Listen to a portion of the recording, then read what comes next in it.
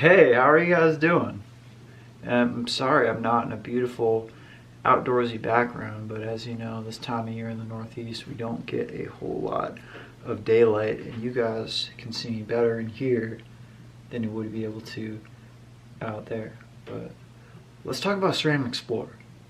And I think there's so much to say, and whenever there's something like this that comes out, it's not necessarily entirely new because red just got a refresh, right? It got a refresh, and I guess people say the front derailleur is going to work better, but SRAM they've been saying that since 2008, haven't they? This is the first generation SRAM red front derailleur, and it's pretty, it works sometimes, but I mean, it's kind of like, I have a lot of friends that they'll ask you for something, right? Hey, can I have a ride somewhere? Can I do this? It's kind of like that, just unreliable, right? So every time a new front derailleur comes out, from SRAM, they say it's gonna be better, it's gonna be the best, it's gonna be fixed. That forced derailleur I have is really good, the AXS one, although it did chain drop a couple of times. But the new red they say is great, but fuck all that. You could just get the XPLR. And the thing with the XPLR that is kind of cool and that I've noticed is SRAM is known for this super snappy, really fast mechanical shifting, especially on the way up on this group set. It's one of the reasons I like this group set, because it's very light and it's very fast on the way up. But I've found that etap hasn't necessarily been able to replicate that, even in the AXS category. But when my SRAM rep, one of my SRAM reps from Jersey, he let me take a ride on this checkpoint with the SRAM XPLR, and part of the reason what I'm about to explain is possible is because of transmission. It just click right through all the gears super fast, like almost on par with the speed of the mechanical.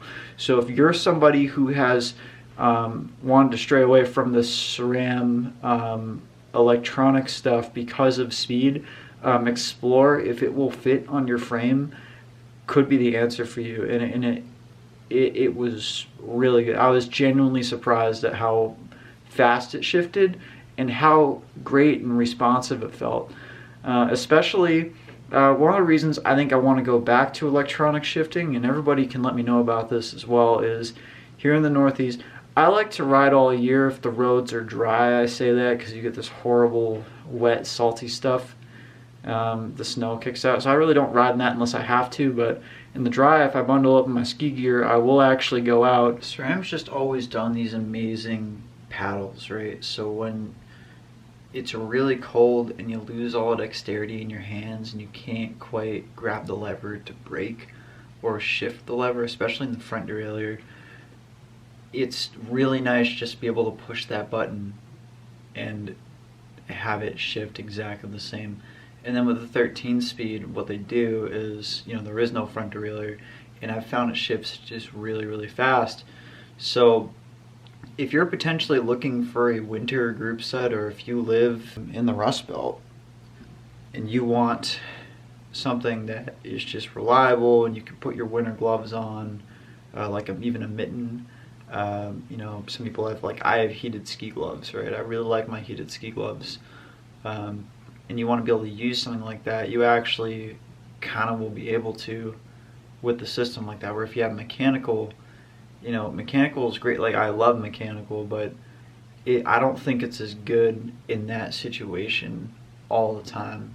Now, depending on how it's set up and everything. And one thing that also is good is the I've seen the bar mitts, they cover the handlebar and the shifter and the brake and everything like that. That potentially could be better if you have mechanical, you want to keep using it. But I've found just my hands get so weak. I also, I've kind of grown out of it as I got older, but I had this thing called Raynaud's where the blood doesn't go to your extremities, so my hands would get really cold. So for me, I just need something where I can shift and be very comfortable.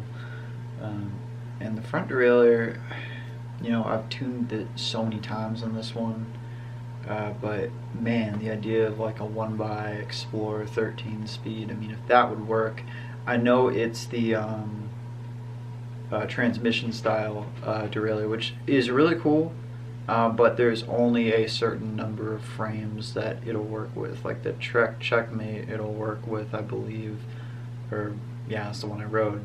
And the BMC URS, it'll work with that frame as well, I believe. And this bike, potentially, I mean, I could use the previous generation red levers, and then I could get the Explorer kind of all the way down here, and it could be that kind of dream 13-speed setup. That might work. That might be really cool.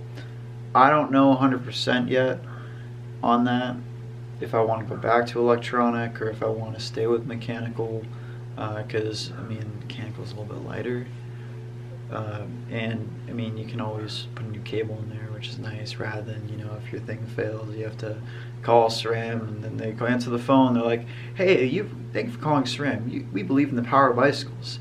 And then you answer the phone, you have to talk to someone, and you know, they do pick up the phone, they're usually pretty good, but it's, you start dealing with that type of thing more, I've found, if you're dealing with electronic devices, and it's fine, and I get it. Then you get all the people that are like, oh, it's bad for the environment, and I'm like, dude, if you're on a bicycle, like, it's not bad for the environment.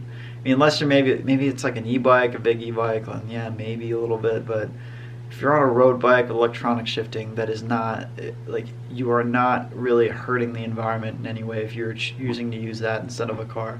Like, the people that say that just want something else to complain about. I don't know what else to tell you guys. But what I can tell you, mechanical was really good, but SRAM XPLR, really fast, really nice. The Explorer wheels, they look very light, they look really nice. I'm not going to spend too much time on those. I'm mainly interested in the shifting, but they look like a really strong and nice wheel if you're building like a kind of a super like kind of dripped out like gravel bike or something like that. It'd be really cool to have. I just watched those zip hubs. I mean, zip hubs, I've heard they're still not the greatest quality. Maybe replace those with a Chris King or a DT Swiss. But with the actual system, I tried it. I really liked it. It was really cool. I hope to be able to ride it more, but I haven't seen a whole lot of them out there. But I mean, it makes it all the more special when you do see one, right? But please let me know in the comments below on what you all think of this new system. If you ride in the winter, if you think it'd be good for that sort of thing, because I personally do.